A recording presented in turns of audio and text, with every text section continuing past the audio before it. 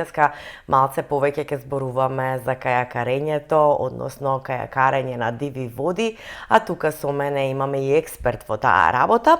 Денеска на гостини е Љубомир Спасик, истакнат македонски кајакар на диви води и тренер во кајак кану клуб Арка Борец Велец и долгогодишен репрезентативец на Република Македонија, меѓутоа и секако член на Комитетот на спорт при Европската кајак асоциација како прв представник на Македонија, што значи и tekako голем придонес за македонското кајакарење на меѓународната сцена. Љубомир, добре ни дојде во утро, многу титули јас додека ги прочитам па и ќе сгрешам. Добре дојде и јас сум сигурна дека денеска ќе го извадиме максимумот да ги запознаеме малце гледачите што значи да се биде кајакар на диви води. Така, добро утро најпрвен до сите гледачи на вашата телевизија. Ви благодарам за поканата. Како што спомнавте, да, веќе за прв пат Велес и Македонија има свој представник во Европската кајак асоциација. Јас сум таму избран како еден од 5 членови кои што се занимаваат со дисциплината спуст. Така, спустот е tekako опасна работа, би рекла. Ајде за почеток вака да те представиме малце подетално колку време се занимаваш со овој спорт, тешко ли е, лесно ли е, каде се си учествувал и колку достигнување имаш постигнато? Па јас почнав да се бавам со кајак уште од мојата 9-та година, сега веќе имам 37. Скоро ќе направам, значи 30 години стаж со овој спорт. Моите почетоци беа во кајакано клубот Бабуна, за потоа да го променам тој клуб и да се префрлам во кајак клуб Вардар. За сега, нели, после одреден период кога ги стекнав сите вештини, сите школувања за тренери, нели, оние сертификати кои што се потребни, да отворам, односно превземам клуб кој што веќе беше функционален во Прилеп, да го префрлам во Велес и да почнам, нели, да стварам и сопствени деца, односно со спортисти во самиот клуб. Инаку кајак кано клубот Арка е оформен во Прилеп 2008 година, за потоа во 2017 година го превземам јас како негов председател и го префрлам седиштето во Велес и додадам, нели, онај препознатлив бренд за велешани Борец. Борец. Обично сите, нели, Так. од Велес имаат клубови Борец додаток.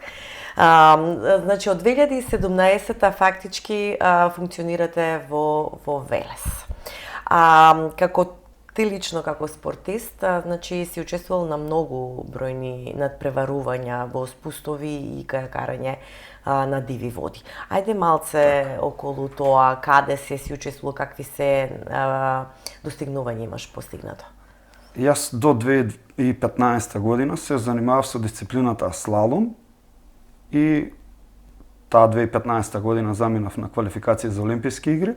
Не успеав да изборам норма на светското првенство во Лондон за настап во Рио де Жанеиро на тие Олимписки игри и од тогаш решив на некој начин да се бавам и со оваа дисциплина, која што е не олимписка дисциплина, но е доста, како да кажам, захтевна дисциплина, бидејќи исто се работи за кајакарска дисциплина која што се одвива претежно на природни реки, кај што има оние природни замки, карпи и сите тие работи. И од 2015 година, како се вклучи во оваа дисциплина, одма после 2 години бевме организатори на Европско првенство во Македонија на спуст надпревар.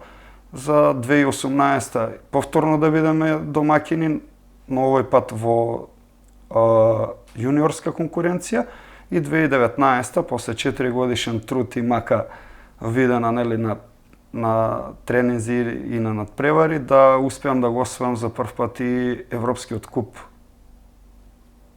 во кајак за спуст за дива вода. За 2021 повлечам двајца мои колеги Александар Златаров и Енис Небиовски да завршиме прво, второ и трето место Александар тогаш го освои Европскиот куп, јас бев второпласиран и Енис беше третопласиран. Тоа е голем успех во тој период за македонскиот кајак, бидејќи за прв пат од 200 надпреварувачи првите 3 места да ги освојат македонци. 2023 година организиравме повторно европско првенство за сениори, каде што, за жал, ја бидејќи бев директор на самиот настан, не можев толку да се вклучам во надпреварувачкиот дел, но тука Александар Златаров достојно ме замени, успеа да се пласира во финалето и да заврши на таа 15-та позиција, која што е голем успех повторно, нели, за нас како домаќини, бидејќи од првото до 15-тото место ги делато не секунди, него стотинки, бидејќи се работи за спринт, кој што релативно е кратка патека на 300 метара. За 2025 година, односно 24 година, да успеам на светското првенство во Шпанија да го освојам третото место. За неколку стотинки не успеав да бидам второпласиран и за 21 секунда, ако не се лажам, не успеав да бидам светски првак, но се надевам дека оваа година во Чешка ќе пробаме нешто да направиме многу поголем успех во однос на ланските успеси. Така. Како еден спортист на кајак, тешко ли е ова како спорт? Бара ли многу одрекување? Па, покрај редовните тренинзи кои што мораме да ги обавуваме во вода, ние мораме да ги пратиме и оние сите пропратни тренинзи, бидејќи секој спорт не е само она главна целина, не знам дали се работи за атлетика, не е само трчањето, мораме да правиме, нели, и тренинзи во теретана, да ги обавуваме тие, како да кажам, вежби кои што ги вклучуваат баш концентрацијата на самите вежби да биде сконцентрирана само на оние делови кои што ни се потребни баш за кајакот. Исто така, за да имаме кондиција, мораме да трчаме, да имаме висински припреми, обавуваме планинарење. Значи, буквално, оној кој што се бави професионално со спорт, мора да вклучи повеќе типови на спортови, за да може да го извлече максимумот во својот, односно сега во овој случај, во кајакот. Да го извлечеме максимумот, потребно е да посетуваме повеќе спортови. Така. Добро. Ај сега малку да ми кажеш и за клубот, од како го префрли во Велес, каков беше интересот, колку деца имате, на која возраст се, има ли интерес? Така. Кога го префрлив јас клубот во Велес, впрочем бев само јас и се потрудив со, како да кажеме, различни акции, вклучување на на помладите генерации.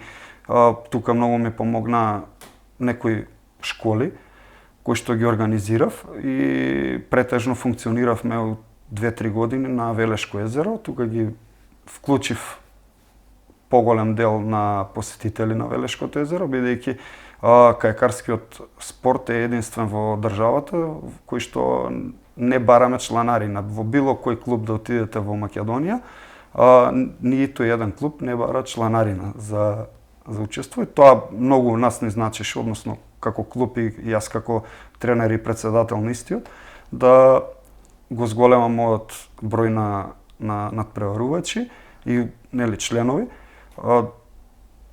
Па првата година мислам дека веднаш имав 15 млади деца кои што беа на возраст од 9 до 14 години и понатаму сега да клубов ни брои преку 30 членови и надпреварувачи кои што се активно вклучени во тренажните процеси и во самите настапи, но покрај тоа ние како клуб се занимаваме и со рекреативци, бидејќи клубот доека функционираше во Прилеп, се занимаваше само со кајак на мирна вода, но сега јас, од кога бев на школување во Словенија, видов малце подруг менталитет и развој на кајакарскиот спорт, како они таму функционираат и пробувам тоа на некој начин да го вклучам кај нас прво во клубот, а после тоа и како нели селектор во спуст бидејќи сум и таму, да ги променам оние, нели,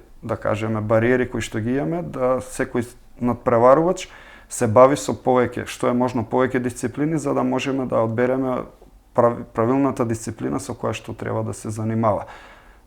Клубот иначе се занимава со рафтинг, стендап паделинг, кајак на мирни води, кајак спус, кајак слалом и ќе пробаме сега од оваа година, мислам дека веќе клуб од Охрид почна да се занимава со Dragon Boat, ако има интерес, ќе пробаме да се занимаваме и со таа дисциплина. Јас многу не ги разбирам овие, нели, терминологии кои ги кажуваш. Која од тие така најпрестижна, захтевна би рекла и најопасна? Па најопасна е кајак спустот, не дека ја потекнувам од таму, но бидејќи се работи, како што спомнав на почетокот на овој разговор, за дисциплина која што генерално надпреварите се одвиваат на природни реки, кои што имаат природни оние замки, карпи и нели, дрвја паднати, сите тие работи, мораме да ги избегнуваме, да бираме најбрзиот пролаз, најбрзата варијанта делница за да стигнеме до целта. Треба во моментот мозокот 300 на саат да ти работи. Па да, ние претходно обавуваме тренизи, но водата како нивото, како варира, така може да донесе некое дрво, па може тој пролаз да ти го блокира, па мораш да знаеш одма како да се снајдеш во ситуација, не дека и останатите дисциплини, тука би го спомнал и кајак слаломот, кој што исто така е доста екстремен спорт, но бидејќи, како да кажеме, ги бркаат оние светски трендови ради олимписките патеки, мора тие надпревари се почесто да се организираат на вештачки патеки кои што се бетонирани, не се длабоки повеќе од 1,3 и 30 до 1,60 м. Така да не може ништо да ви се деси, да не сакана последица, нешто. Ако на пример на водопад долу рипнеш, како тоа? Со се кајак, не е опасно? Навлегува ли вода во кајакот? Еве тие што немале, да речеме, додирна точка со сето ова, еве малце да ги воведеме, дали сепак е опасно, например, да може да се случи нешто посакувано? Така, до сега сме имале, нели, ситуации, не дека сме немале, но секогаш се завршувало, ќе отпливаш, ќе се заглави кајакот, па тука за тоа сме и ние тренерите и постарите членови на клубот, па помагаме. Не е дека е, да, бидејќи се работи за вода, е опасно, али ние не дозволуваме, нели, да се случи нешто што би можело да му наштети на било кој спортист, бидејќи сепак ја бираме тежината на патеката спрема годините, возраста и искуството. Така. Добро, што следно планирате еве за оваа година да правите со клубот? Оваа година клубот Арка Борец е организатор на Европски куп во Велес. На 6 април ќе го организираме второто коло од Европските купови. Ќе земеме учество во месец март на прво коло од Европски куп во Германија, во Фулда, за потоа да отидеме на оние традиционални надпревари кои што секоја година ги посетуваме, тоа се Завидовичи во Босна и Чачак во Србија, за, нели, после нашиот Европски куп да заминеме на останатите Европски купови и светски купови и првенства. Ни престои и Европското првенство во Италија, во Мецана. Ние како клуб редовно земаме учество со поголем број на надпреварувачи и на Европските купови кои што ќе се одржат во Аусбург. 3 од 9 се во Чешка, во градовите Спиндеров млин, Чешка Буџевица и Руднице. Имаме за прв пат од оваа година надпревар во Луксембург, за потоа финалните надпревари да бидат од таа Европска лига, да кажеме, во Британија. На крајот на септември, после светското првенство во Чешка, ќе бидеме организатори на финалето на светските купови, односно пето и шесто коло, во Матка, во спортско-рекреативниот центар.